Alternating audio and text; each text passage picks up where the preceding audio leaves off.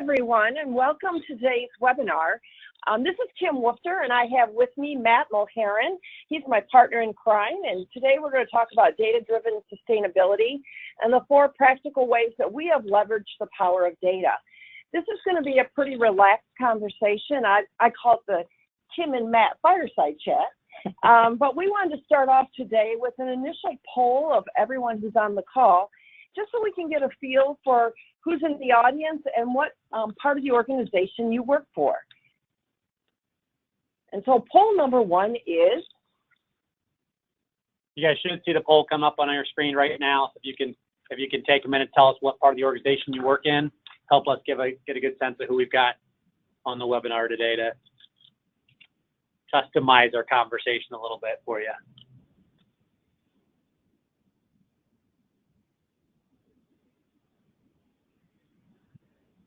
Maybe everybody can have another 10 seconds here to click on the poll, and then we'll close it up and see what the results are.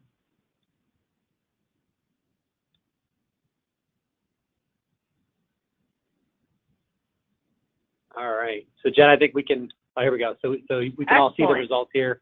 Excellent. Thank you. Not surprising. We've got a lot of administrative folks that are interested in the topic of data and sustainability. Absolutely. Absolutely. Well, welcome everyone. So just to give you a little bit of background of where we got started and where we came from, this whole topic all began at Michiana Hematology Oncology, which is a large private practice in Northwest Indiana. You can see from the map in front of you, there are multiple locations. Currently, that practice has 15 medical oncologists, 4 radiation oncologists, and 5 advanced practice nurses, and continues to grow. Currently, it's about 8 locations. I think the important thing here is to understand that this whole data initiative started inside of a private practice. And as it grew in partnership with other members of the community. I think the other important thing to understand is this is something, when we talk about data and sustainability, that it doesn't have to be in a huge organization. It can start inside of a very small house and grow from there. To give you a little background about Michiana Hematology Oncology, not only is it in Northwest Indiana, but I had the great opportunity to manage that practice for about 20 years. And I bring some of that insight to this conversation today. That site continues to expand, and it was a very important initiative when we started down this path. Just like you, I had multiple disparate data systems that couldn't come together and communicate. And so there was a lot of conversation around how can I get these systems to talk to one another. We have everything from an EMR to an oral pharmacy system to a dispensing pharmacy system to general ledger. And I had the great opportunity to work with a local analytics firm that we partnered to look at this data. The importance here is we had to bring all of that data into one big data platform. And that's something that a private practice could not do alone. So we had the luxury of partnering with, like I said, a local analytics firm, and they brought the intelligence of data scientists and data engineers. And the physician team that I worked with were totally engaged in making this happen. I knew that inside of this practice, there was so much data that if I understood it and it was more readily accessible, I could run that practice better. And that's where all of this really began. Just like you, I think every private practice in the country right now is facing the same challenges. We know that we need to remain sustainable. We all believe in quality care, but I can't provide quality care unless I'm alive and well. And so some of the problems we were looking to solve with our data and the dive into our data were these increasing challenges, increasing competition, increasing costs, complexity in reporting and quality metric reporting, and obviously decreasing reimbursement. We all had to learn how to do more with less and to reduce the cost of care, which is what the value-based initiatives we're all involved in today.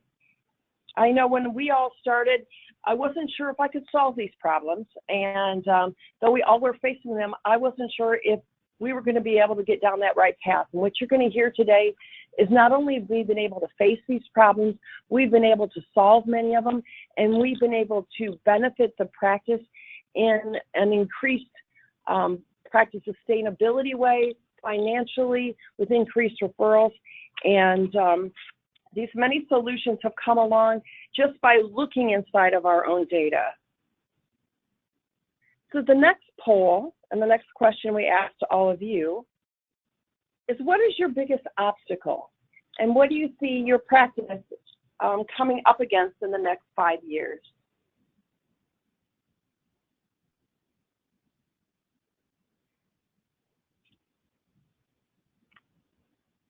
I think it's here where Matt should be singing a little tune, so we have some music in the background. If we were live in person, I would do a dance. But, I appreciate that. But I'll spare them my singing voice on the webinar here. They will give another 5-10 seconds to wrap up the poll here.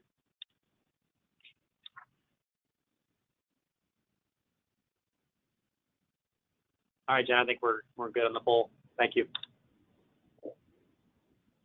Reimbursement challenges, absolutely. I think we all have that challenge in our day-to-day life. And thank you for participating in that. It gives us some real insight. So as we go to talking about what we use data to accomplish, I think you need to understand that we focus on four main pain points. And that was the cost of drugs, understanding how that impacts the practice, how it trends, how it impacts decision-making. We have focused on revenue cycle. Everybody focuses on revenue cycle, I know. But not only how quickly we can bill, how quickly we can collect. Are we actually collecting everything that we bill? Staffing is also a big concern. We focused on that as well. Not only staffing to a quality metric, but also understanding that staffing is your second largest expense after drug. And that's why it needed a lot of focus, and we were able to accomplish some significant benefits from that. And then referrals. If you're like me, your physicians call you every other day to understand if someone is still sending them patients. So to be able to serve up to physicians real information and transparency about their referring physician team, those were the four main questions or problems we were looking to solve. Now, I'll be very honest with you. There's a joke that runs around here that we really were trying to solve the problems that Kim was getting phone calls about, and just to make my life easy. And so there's a little bit of truth to that. If you manage a practice like I do, physicians are always asking what different drugs cost, what different regimens cost, and about referrals. So maybe it was a little bit self-serving, but we come by that honestly. So I think even though I might be one of the ones that makes fun of you the most about, trying to solve those problems, I think you were focused on the right kinds of things. And I mean, what we found in the last couple of years is that we can use data and technology to solve those problems, not just for an individual, but help provide insights and answers to practices that need it. But exactly. So I think what's really exciting here is I'm working with a large physician team in a large practice.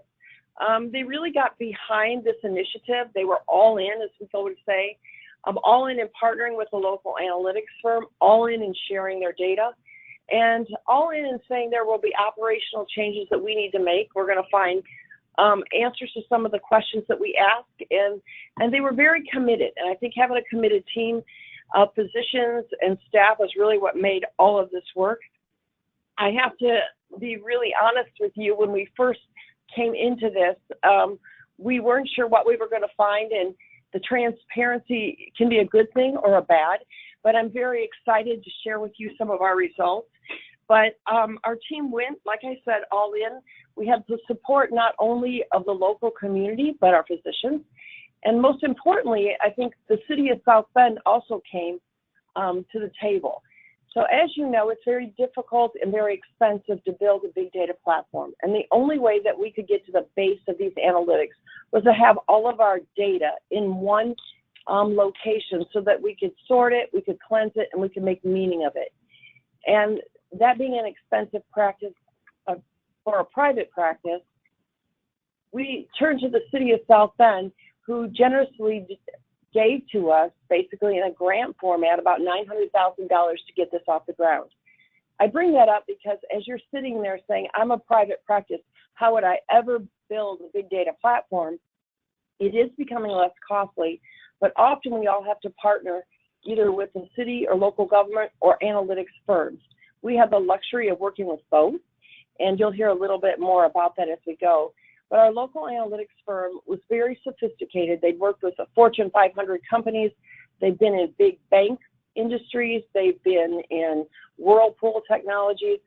So we really had the benefit of working with a team that could help digest all of our data sets so that it would be interpretable as we went forward. So then your real question is, that's all fine and good, Kim, but what are you doing today? And I think that's what's most exciting. So I'm gonna jump in and start to talk through where we are on our journey with technology and data, and I'll definitely Kim can chime in throughout because she's been really spearheading so much of this.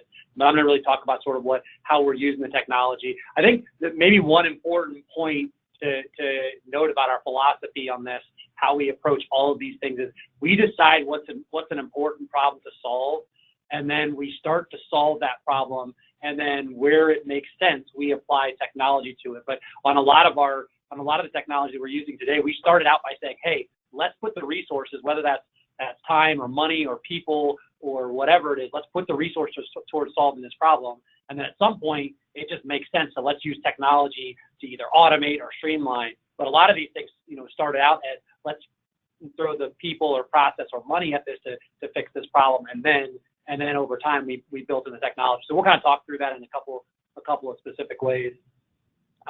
So I guess before we jump into it, so for us, I'll kind of tip my hand a little bit.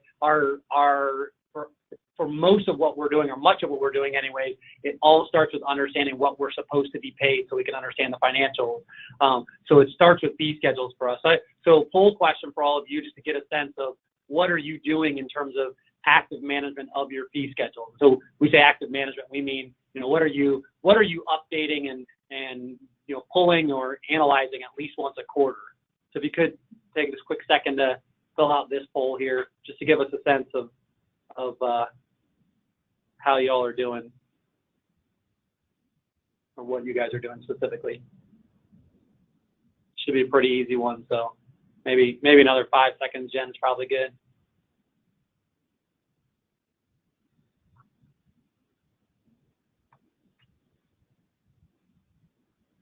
All right, so most people are not sure. Some people doing none. Honestly, more people than I would have expected doing all payers. That's actually great. I mean, typically when we're talking to folks, we see that most people are doing Medicare only or doing a very small, maybe they're doing 1 to 2 payers. And I think that's probably at some point in time we were probably doing the same thing.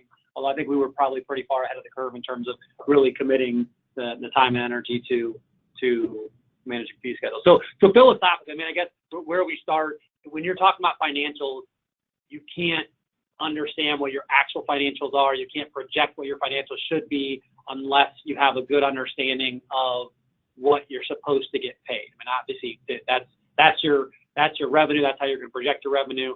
And the challenge is that the whole system is designed in a way that it's hard to know that information. And what we decided several years ago was we need to know that information. So let's dedicate the resources. And it started out as just people. Let's have people go and actively manage. We threw a ton of time and energy at this to understand what should we be getting paid. And then we'll talk, through the rest of this, talk about what that enables once you know that information. But that's a really, really important foundational piece. Today we're using technology to both analyze and capture fee schedules. So we're much more efficient with that process today, but it started with the commitment, like Kim said, going all in and saying, we'll throw the resource at it because it's that important to get this right. And I think if your practice is like ours, that fee schedule process was very manual. It was very much dial into a payer, search a few codes, and then you would have to exit and redial. So it's not that anyone was doing anything wrong or not doing it. What's important here is the manual effort it took to do it right. And you'll see, like Matt explained, the flavor of what we were doing is to take those great practices that have gone on every day and automate them and use your manpower to touch patients and impact humans and let the technology do what it does well. Exactly.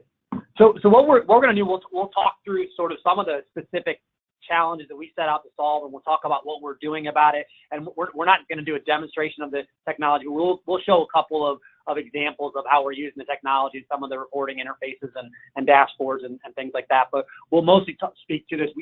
Kim and I love to talk about this stuff. We'll talk to people all day and night. So for anyone that wants to see this more closely or wants to understand deeper, we'll share our contact info at the end. But so we start with the kind of going back to the four problems that Kim articulated. So the first issue, the general issue of revenue cycle and just reimbursement as a whole.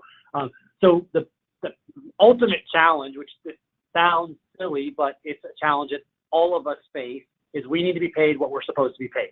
So that starts with understanding what you're supposed to be paid. So what we're doing with that, there's really a few things. One is identifying any area where we might be missing billing. So that could be if there's dictation missing.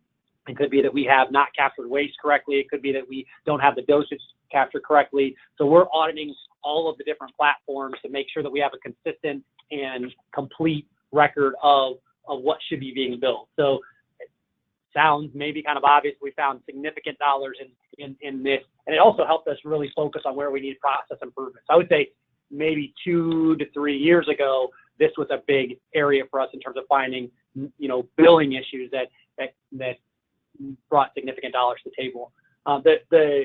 The third point on here is where we continue to have significant dollars that we're finding, and to the tune for our practice of over $1 million, in over the course of a 6-month period is what we're finding in terms of issues where we're being underpaid by payers just because of mistakes on their end. And what was happening in the past, so we would just have no idea unless we happen to stumble across it, or if we had somebody, digging through the haystack looking for a needle. But what we're doing by auditing this is letting the technology identify where there's a discrepancy. And I'll get into a little bit more detail about how we're doing that specifically in just a second.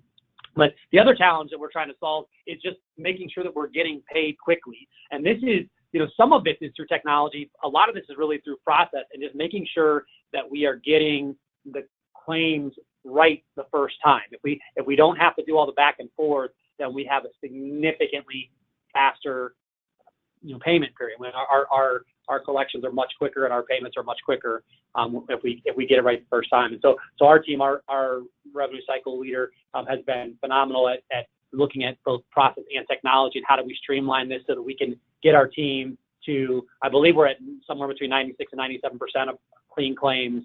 And that means it's 100% correct when it goes out the door the first time, and we avoid all the back and forth where many claims often can get bogged down.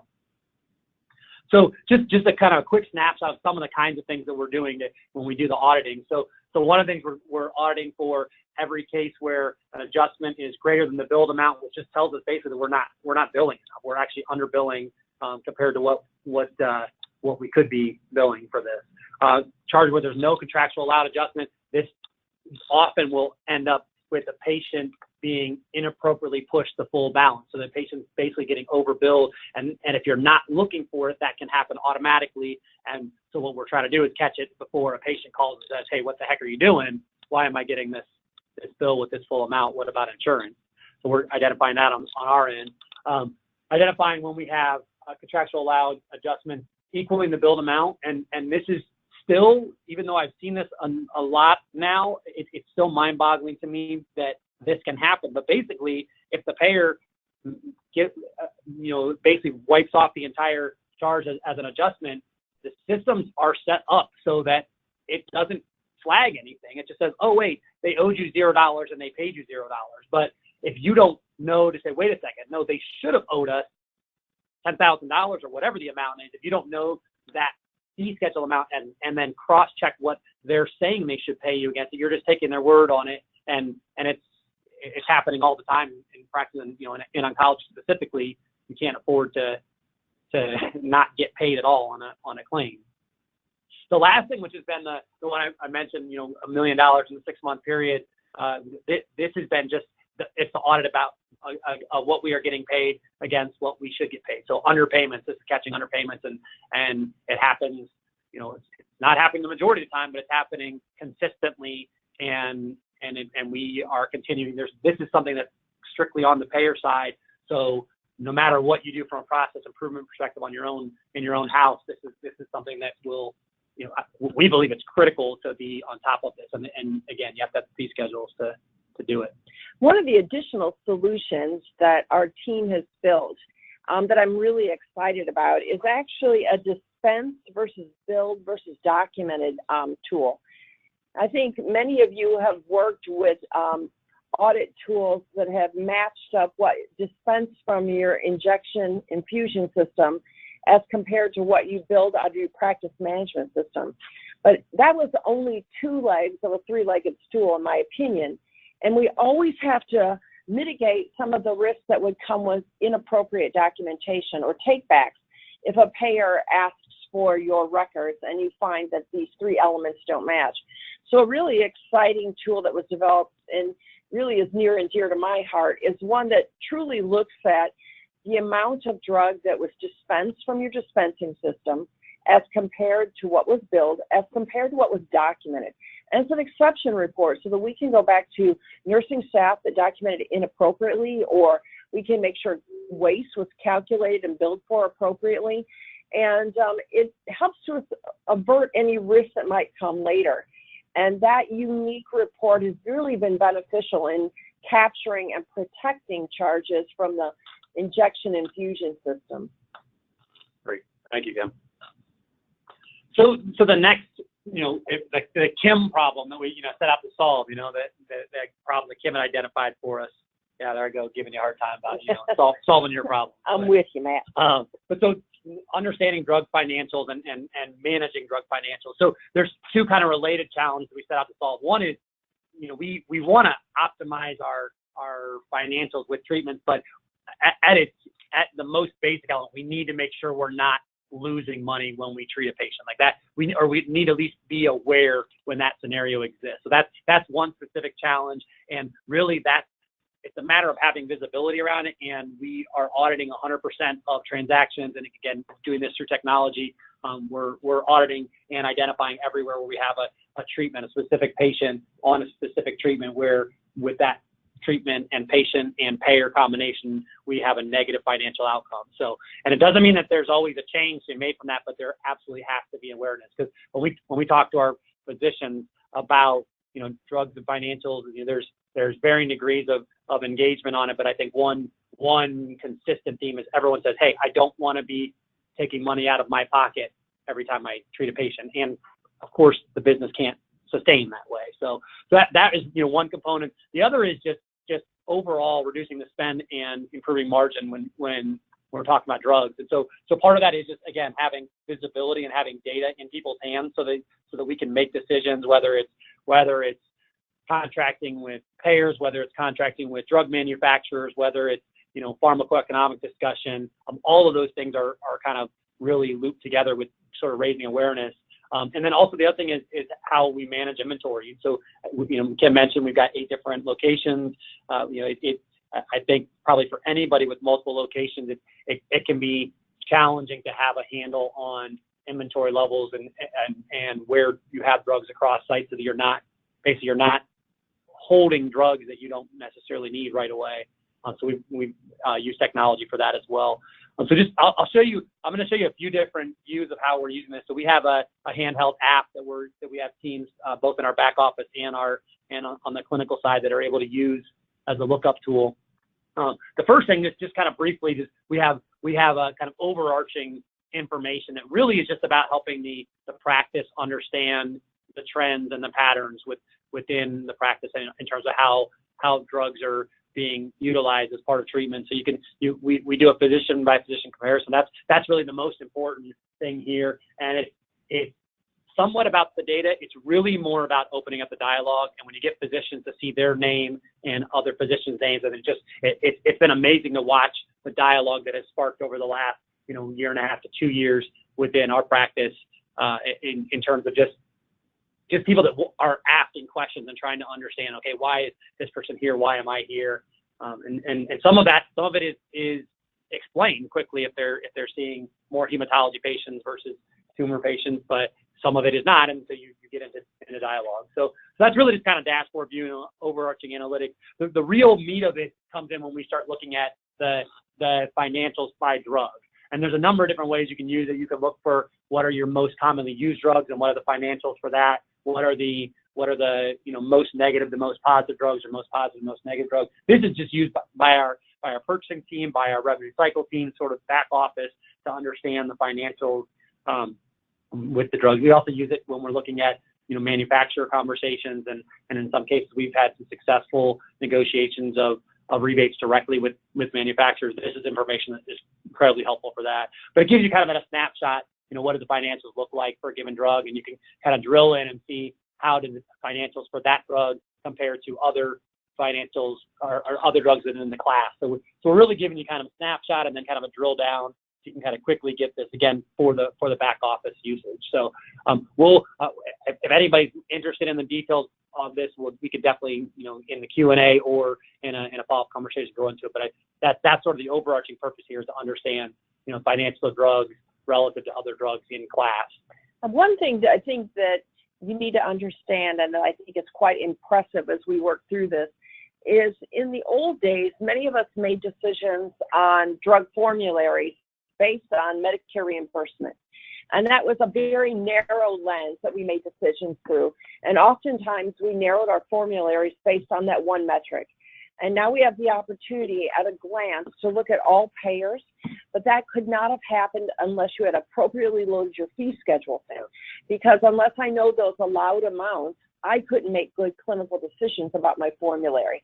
And that is a result of looking at this data. And again, this is a snapshot. It's a tool most administrators would like to use, but the outcome is an expanded formulary, and I think we're very proud of that.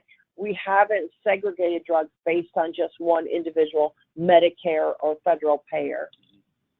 It's a great point, and just really underscores the point that understanding your fee schedules is paramount. So this I did not mention this again, but this is all payer specific. So we can look and see, okay, what are the financial implications for Anthem? So then when you look at the last view on here, or look at the drug margin by payer, you can also understand, okay, is this drug, if you have an underwater drug with the payer, is it out of whack with other payers, and it gives you some data to inform payer conversations, as you're talking about payer contracts, things like that.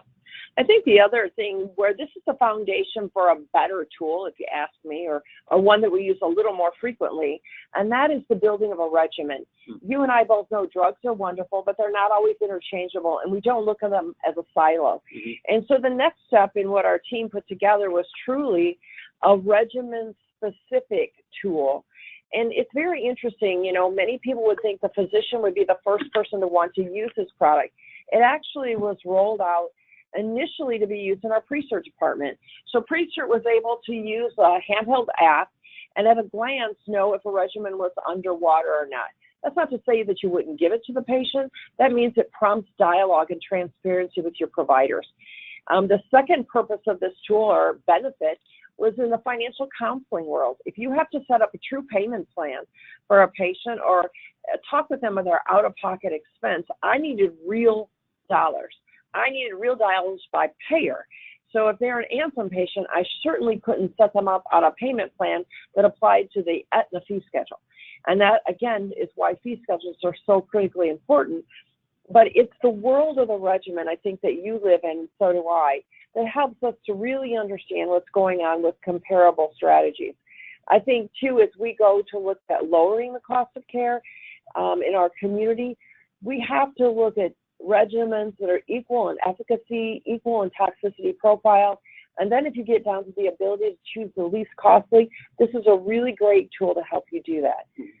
How do physicians use it in real life?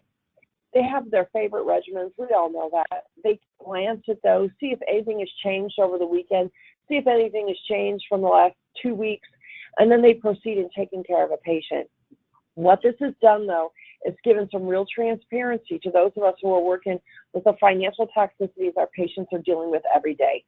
And from my perspective, it's really been a beneficial tool. Yeah, and this is one where it's interesting that the journey that we've had, not just from a technology perspective, but also from a from a philosophical and a cultural perspective. So we started out with kind of the drug financials, and physicians said, hey, I want this, I want to use it from a regimen perspective. And so we really created this view for that. And like Kim said, there's some folks that use it, use it as a lookup tool regularly. So a lot of physicians don't do it as much. We've also built in, we're using NCCN data to actually use regimens from NCCN versus this is the practices regimen that I'm showing right here. So we pulled in some ways to streamline that. But what we've ultimately found is that the things that, there are certain physicians that want to engage with this data at a regimen level, for any given patient. But I think all physicians want to understand when they are underwater for a treatment. So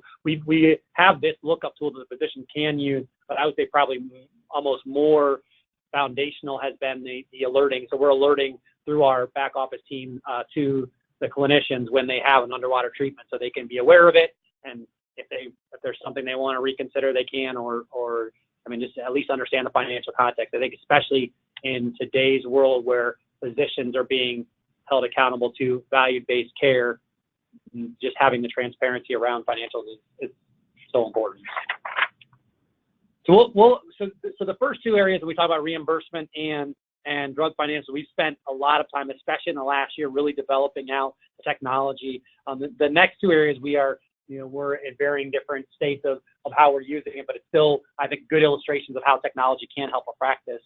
So first up, staffing, and really what we're trying to figure out here is, well, actually, I'm gonna let Kim. So this is Kim's favorite thing to talk about. So I'm gonna let her talk you through. Well, I think you experience the very same challenges we do, and that knowing that your manpower expense is your number 2 expense behind your drug, and understanding that patient satisfaction is highly tied to the schedule, whether they're seen on time, whether their nurse feels rushed.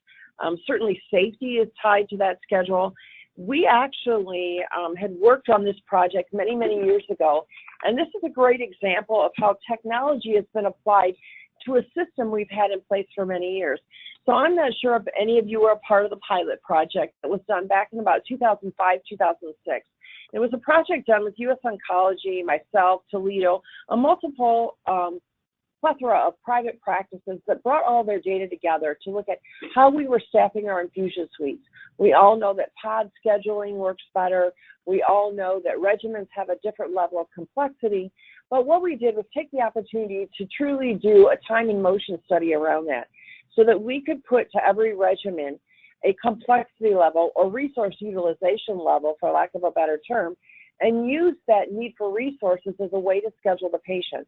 What it's done is incredible in that it has smoothed out the day for nursing staff. Nursing satisfaction went up. Patient satisfaction went up because it was more equally distributed. So no one nurse would have 3 RCHOP regimens while her partner had 2 Velcades. And it helped to smooth the workload. Now, mind you, in the old days, back in 2005 and 2006, we did this on Excel spreadsheet. And then we really thought we hit the mother lode when we put it into a Crystal report. And so today, we actually have it in a handheld app, and we have some metrics that work around it. And what's most exciting about that is not only were we able to smooth the schedule and increase satisfaction, we were also able to demonstrate that we use about 4 FTEs less in a year than would have normally been needed had you only staffed to the rule of thumb ballpark. We actually staff to true levels. We actually staff to complexity of the regimen. And in essence, by saving 4 FTEs, we are saving about $400,000 every day, every year. And it's a gift that keeps on giving. And so we're very excited about that. This has also afforded us the opportunity to look at individual performance metrics. And so when you are working with your nursing staff and you're evaluating them on performance, it's always difficult to be objective and to use a metric that motivates them to give great care but not overload them. I think one of the worries when we started this system back in the day was that our goal was to give them as many patients as they could handle. And that really wasn't the goal. The goal was to find out was a great, comfortable marriage of quality and time management, and to use satisfaction scores to say this is the ideal workload for any one nurse. Now, I know that it's different by state, so I'm not going to go into the details of that. But the real point here is, if you use your data is there. It's within your system. You know when nurses have good days and bad days. You know when patients have great experiences or not so great experiences. If you analyze that data, if you have it in a place that you can extract it and make meaning of it, you can smooth those days, make satisfaction scores go up, and make the financials of your business more sustainable. Great. So the last area that we are beginning to apply technology to, I think here we're also, fairly early, although we're doing a bit in terms of reporting, is really identifying where our opportunities in terms of patient growth. How do we understand where patients are coming from and monitor them and understand where we can focus on improvement. So it starts with really having visibility around it. So we're doing extensive reporting today at the practice level, at the site level, and the physician level on what trends look like, but then also where are referrals coming from, and referral source trends, and first time referrals and drop offs of referrals, things like that. That's the thing that we've got pretty well nailed down. What we're doing today is we have analysts monitoring that data and alerting where it's necessary, where there's a trend. What we're working on is figuring out the kind of the rules and the process that we want to use to standardize that as a automated alert. So we could say, hey, for example, every time there's a first time referrer, this is the person in the organization we want to know, so they can reach out and have a special touch, or automate a letter going out, or whatever process is. So we're kind of working through the process. I think the first step is awareness and visibility, which we have, and then the second step is how do we then streamline so that things can happen automatically versus just asking someone to take action on it. But same thing with if you have a decrease at a certain point when a regular referrer has dropped off, or a certain amount of time has passed where they haven't hit a certain threshold they normally be at, we're building in the alerting technology so that we don't have to go find it. I think that's a big part of where we are now. We've got tools in place to increase visibility, and now we want to draw things to people's attention. And why it was so important to us to have the alerting technology, and again, this is in a handheld app as well, is because we needed that physician to impact his referring provider within a reasonable time frame of receiving that patient. A quarterly report is too late. So if this is the first time I've ever received a patient from Dr. Smith, I get an alert so that I can call Dr. Smith and make a relationship. We all know that relationships are how medicine is practiced, and this gave a tool to our practicing physicians to enhance the building of those relationships. And if I waited too long, or I waited to the end of a quarter to look at a referring physician report, it was too late to discuss that patient that they had just sent to me. So this has really been a great engagement tool for some of our newer physicians.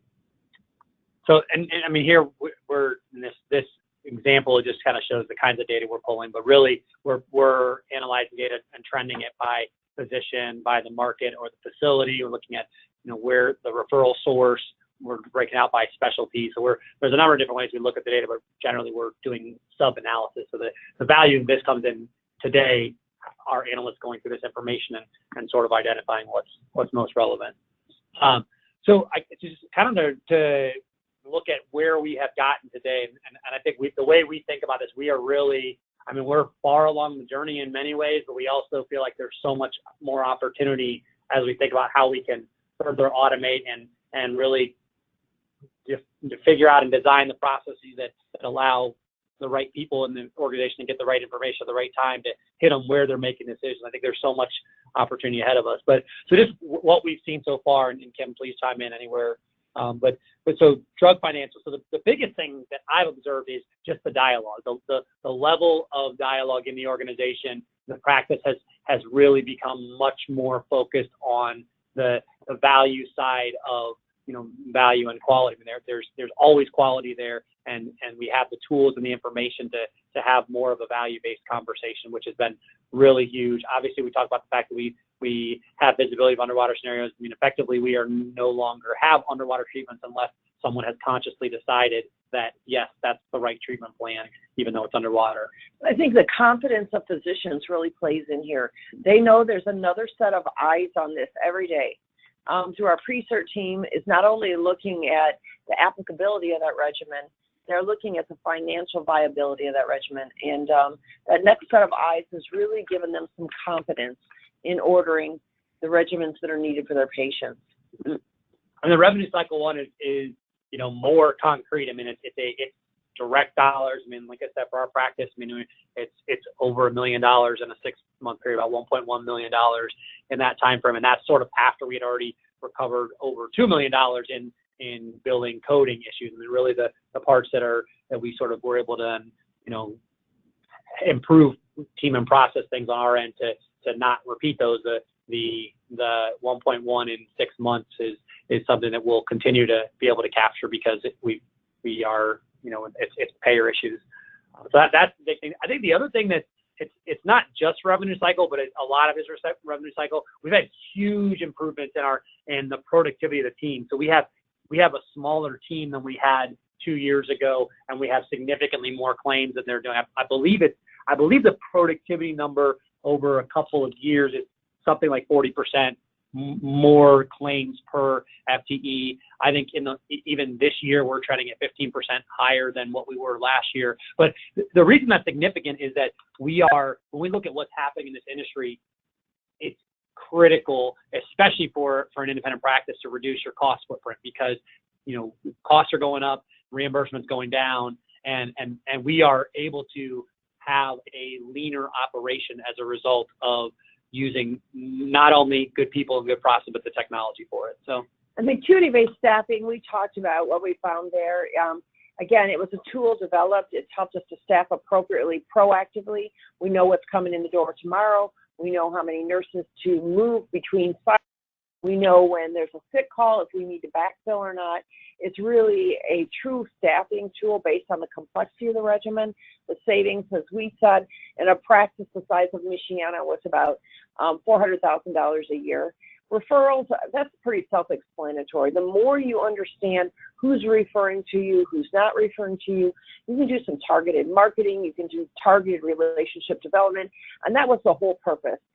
Part of the purpose was because they always called me and asked me if people were still sending them new patients. But the other real purpose was so they could be a partner in building their own practice. I can be the nicest person in the world, but it needs a physician-to-physician engagement, and this tool helps to drive it. I will add the other thing that's not on these slides that was kind of an adjunct benefit that came from working with transparency and data. It really happened when we went ahead and accepted the grant from the city. And there was an open dialogue in our marketplace that we had the ability to look at healthcare data. And we had local employers who wanted us to look at their healthcare data to help them to understand it. And that was quite an interesting adventure for us and has really been a big benefit in working with our local self-insured employers. And I bring this up because in the healthcare business, we've all looked for a way to develop those relationships. And we have really found that through transparency and sharing some of that information, we have now, a couple of years into this, have some really good partners in the community as far as the employers. We have really good opportunity to affect their plan language. And just to give you a highlight of some of the things that we found, and you can take these back into your own community. When we started looking at the employers' data, their number one goal was to be able to reduce their spend. They were willing to share it with their employees if needed, and most importantly, there was a high need to recruit very talented employees, and the unemployment rate was so low they couldn't get that. So they were looking at a way to reduce the employee spend. Well, very interestingly enough, when we looked at their data, we found that many of the employers were paying the billed charge while the providers were receiving the contracted rate. So think about that for a minute. When you and I sit day to day talking about the cost of care, we're really talking about what the provider received or what the payer paid, and we talk about the difference in site of service. But I'm here to tell you the difference in what a self-insured employer pays and us, the provider, receives is way larger than a site of service variance. Now, I'd love to show this slide because it really hits home what I'm trying to say.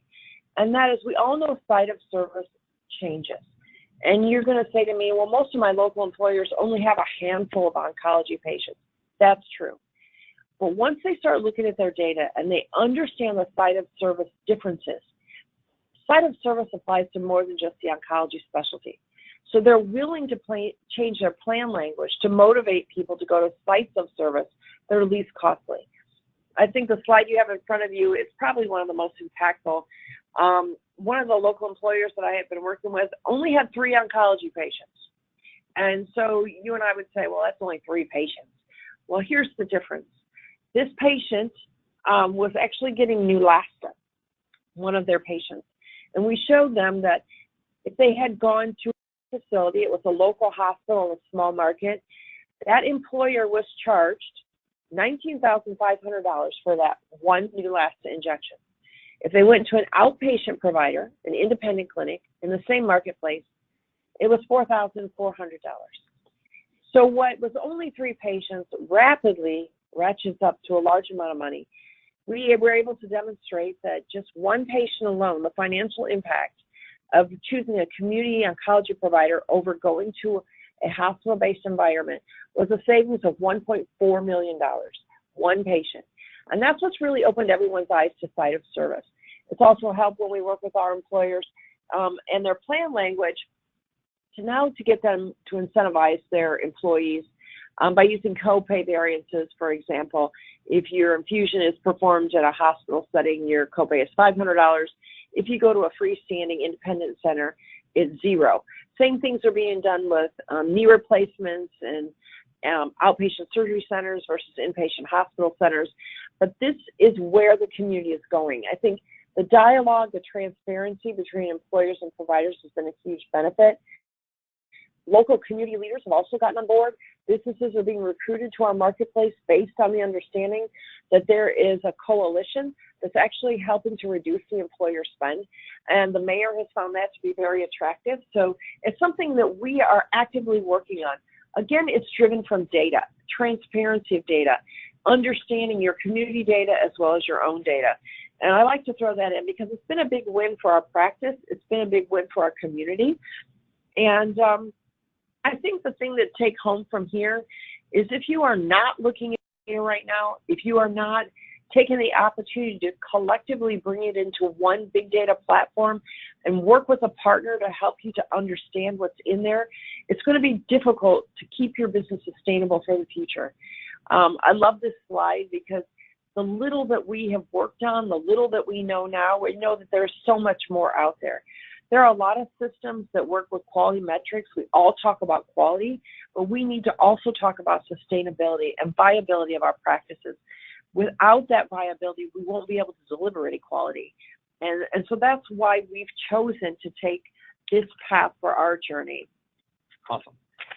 Jen, I'm realizing that we didn't, I think you were going to say something about the chat. People could issue their question on the chat, and I think we didn't give you that chance, so sorry for that. But everyone can see on their screen, there's actually a chat box.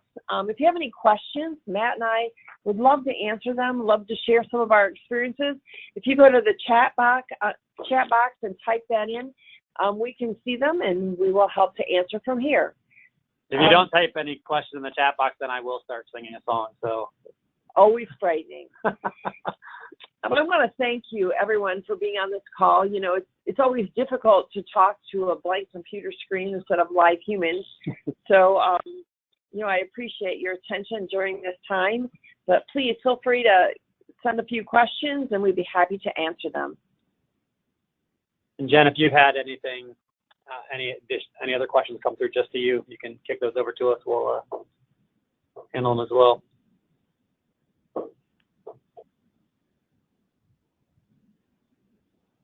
We'll give everybody a couple minutes here to, oh, thanks.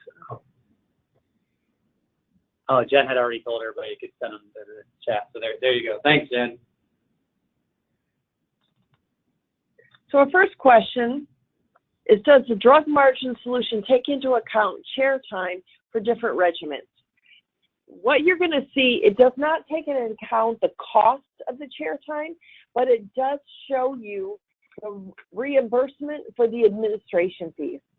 And I love that you asked that question, because that's the one thing we're talking about behind the scenes.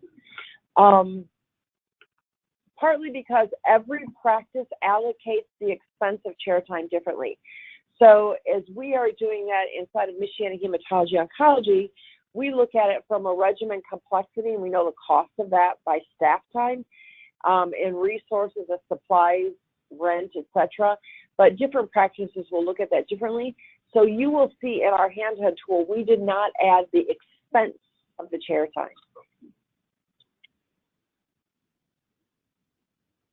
And the other addition to that question was saying that one person might choose a regimen with less chair time. This is true, but I think that will all coincide with your administration costs. I will tell you very honestly, physicians were quite surprised at the regimens that had very little margin, but were able to increase their revenue or break even, if you will, by the level of chair time. Again, these issues are dependent on the practice themselves. Some people have ample chairs and some people do not. So if space and resource utilization is an issue, you would look at that data a little bit differently. I think that the drug financials app that we showed, I mean, we talk about how we're sort of, kind of tip of the iceberg in some ways. While it's opened up so much dialogue by having financial visibility, there's some elements that we haven't built in yet in terms of the cost component for patient. That's definitely a big thing that we talk about, and we'll build in being able to see what's the financial impact to the patient, and then it becomes a tool for financial counseling, and even for the clinicians with the patient to understand what the treatment options mean to them. Those are some things that we definitely will build in, and as Kim mentioned, that building in the cost component associated with admin of a drug, as well as the reimbursement pieces. Those are things that we're looking at. So we have a dedicated technology team that is focused on improving these platforms as based on our user feedback. So the cool thing about it is we are both developing the technology and using the technology. So we directly experience the challenges, pains, and limitations, and then we have no challenge in terms of prioritizing what we need to focus on and work on, because it's for ourselves. The other question of what was most surprising to us when we started, or what was most surprising to me as an administrator, and I think it was in the revenue cycle world, and mostly that's surrounded around the number of errors that were created on the payer's system side. For some reason, I guess I believe that the payer's computer system knew how to adjudicate the claim and apply all the sequestration, and we all lived happily ever after. And it was my problem once the dollars hit my system. And it wasn't until we built solutions that actually dissected that whole claim and what was pulled back, what was written off, what was assigned to the secondary, that we realized that the payer systems themselves often zero out claims for no rhyme or reason. And I'm not to say that we wouldn't find that later, maybe when you are working that claim for another issue, but it was very surprising to me to realize how many errors happened on the payer side of the world. And so that's just, I guess, a word to the wise.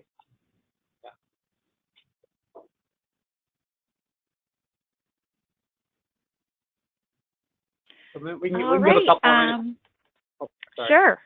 Absolutely. No, we can absolutely give a couple more minutes if anyone has any questions. Also, as you can see, Kim and Matt's email addresses are on the screen, so please take note if you have anything that comes up. And while anyone is thinking of any more questions, just to let everyone know, this webinar has been recorded. So if you have any colleagues who were unable to attend this live presentation, you will be able to access it through the ACE members only section of the website. Great. Great. Thank you Thanks so much. a lot, Jen. Of course. Well, it looks like, we don't have anything coming through, so I think we're going to give you back 5 minutes of your day. Go. For anyone who's on this call, you have our email addresses. Please feel free to reach out. We're happy to share any of our experiences. And we're also happy to hear your thoughts as we develop new solutions, as we work to reduce the cost of care and spearhead this forward. We welcome anything that you would like to add. Great. Thank you all so much. Yes, and on behalf of ACE, thank you so much, Kim and Matt, for presenting this very informative webinar. And I hope everyone has a fantastic rest of their day.